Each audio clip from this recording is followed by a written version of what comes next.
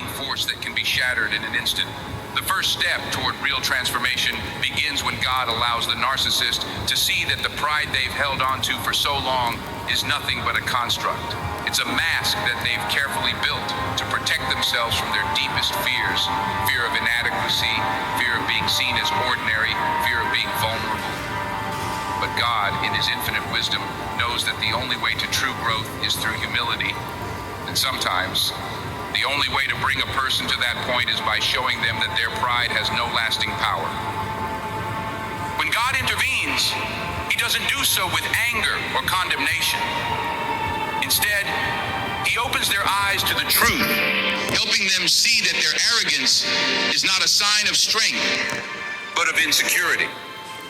He reveals that the pride they have clung to is not real. It's an illusion designed to keep them from facing their fears and weaknesses. This moment is a turning point, the beginning of a process where they can finally let go of the false image they've created and embrace the freedom that comes with humility, facing the reality of their own. But it's the first step toward breaking free from the chains of self-deception. It's the moment when the narcissist is given the chance to shed their illusions, to stop pretending that they are invincible and above the flaws that make them human. By humbling themselves, they open the door to genuine self-awareness, healing, and growth.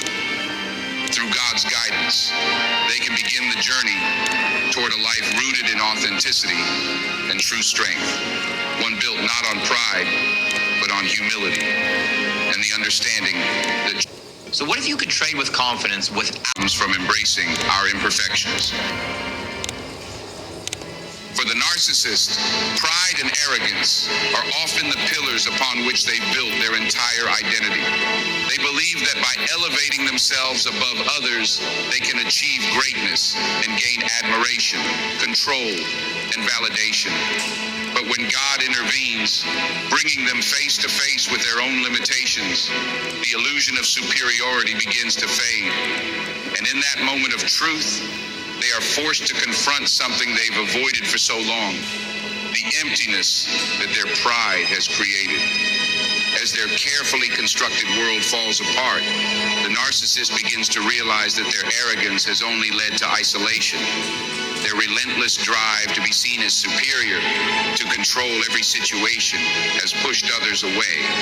They may have once been surrounded by admirers and sycophants, but as their mask of perfection shatters, they find themselves alone.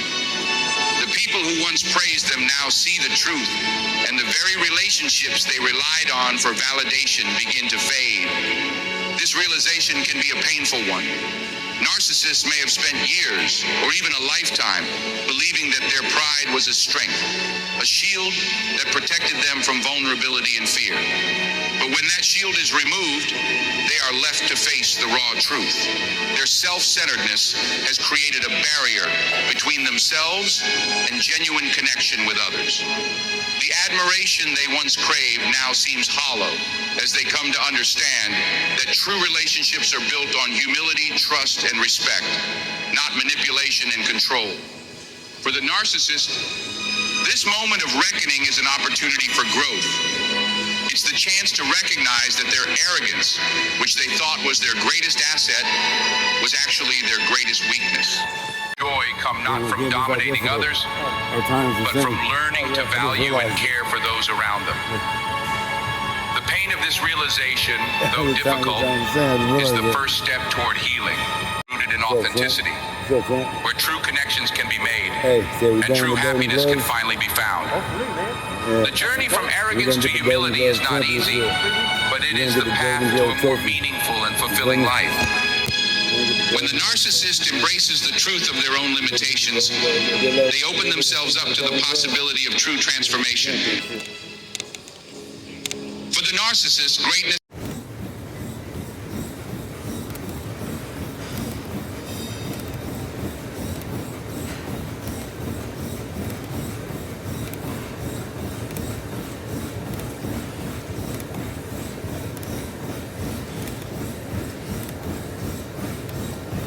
like each other too. Yeah, I always thought that growing up as a kid though, but we didn't have YouTube then.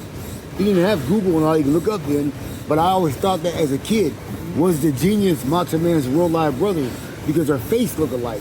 I always thought that as a kid. That's his brother. That must be his brother. I used to say that. Yeah. And it is his brother. And Papa was Macho Man's dad. Right. Damn. Right. The whole family, dude, is gone. Macho Man's real name is what? Randy Papo? Yeah. Huh? Yeah. Randy Papo, yeah.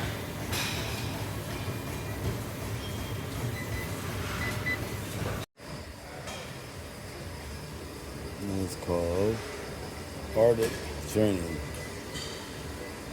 Oh, crazy.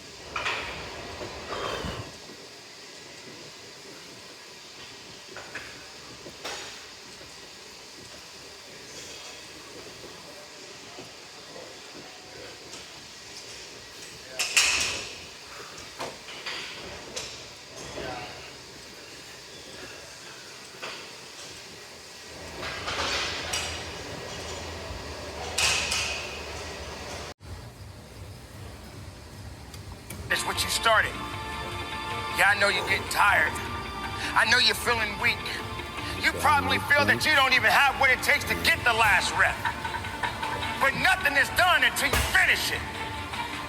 If you truly want to make change, if you truly want to grow, if you truly want to be powerful, going after it every single day of your life is so important right now.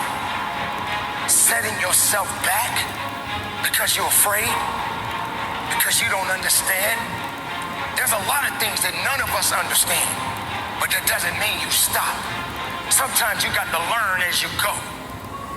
You got to make the sacrifices every single day of your life. Stop depending on other people. Stop depending on your excuses. Stop setting yourself back instead of setting yourself up and leveling up and get to where you gotta go in your life. This is the time, ladies and gentlemen, to stand strong and believe in yourself each and every day of your life.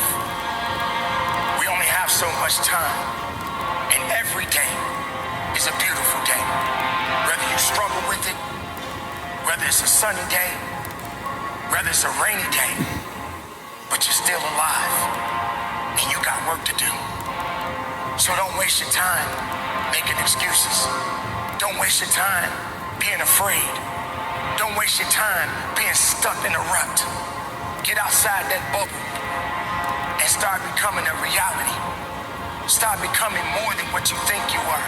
In fact, stop thinking about it and start being about it. And live your life. Level up. Live. Breathe. Work. Be productive. And from the bottom of my heart, conduct your business.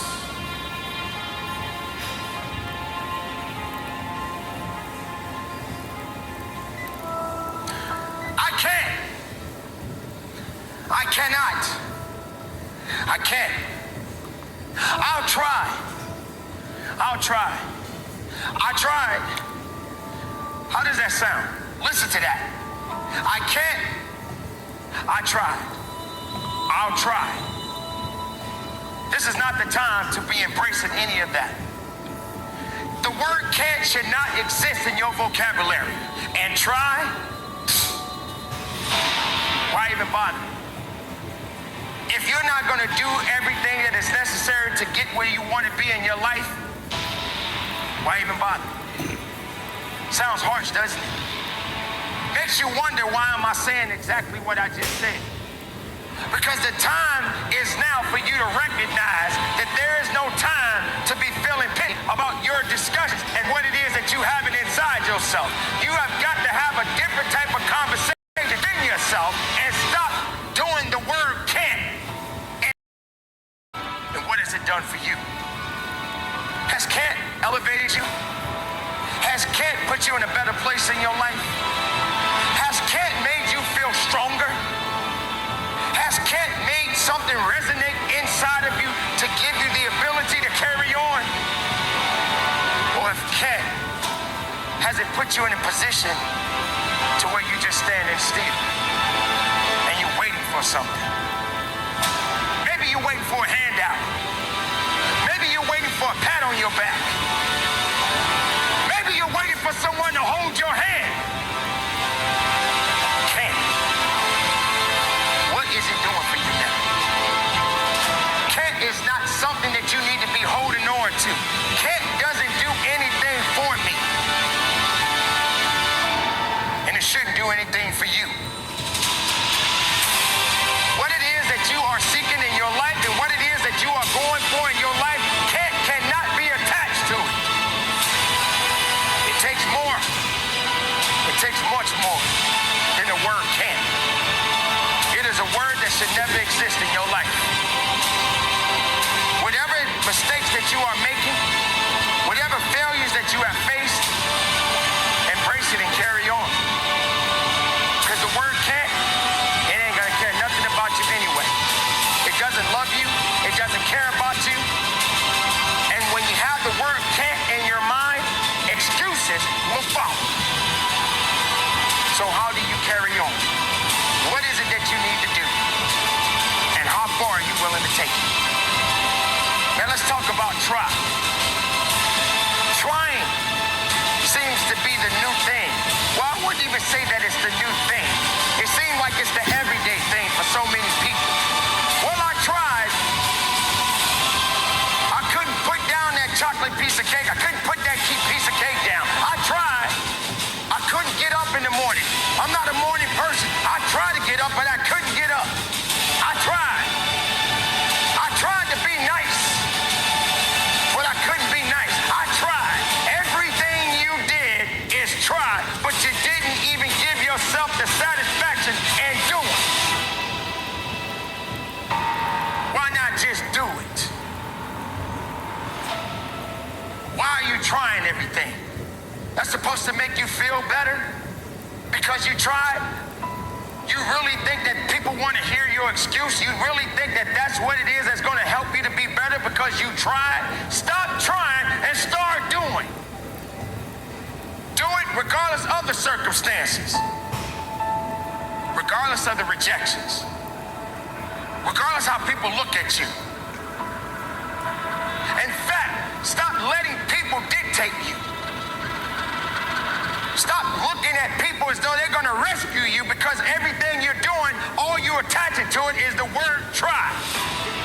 And you're looking for somebody to say, hey, that's okay. At least you tried. No, stop trying. You don't get a pass. You don't get a pass from trying. What, you afraid you're going to mess up? You're afraid you're going to fall down? You're afraid that it's going to be over?